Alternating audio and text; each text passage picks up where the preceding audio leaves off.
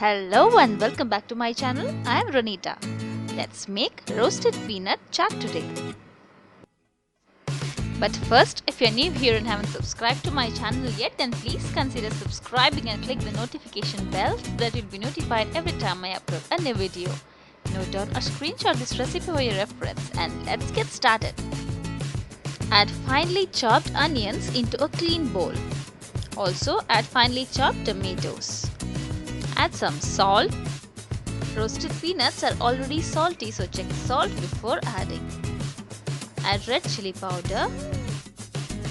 Add a teaspoonful of lime juice and mix all of it together.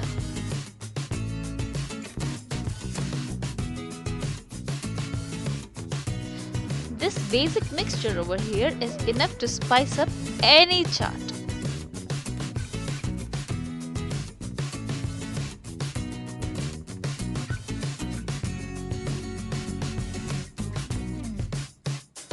Now add some finely chopped coriander leaves and at last some roasted peanuts.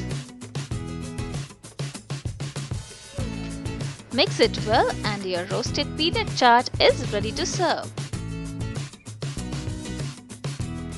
I hope you found this recipe useful and you'll try it as well.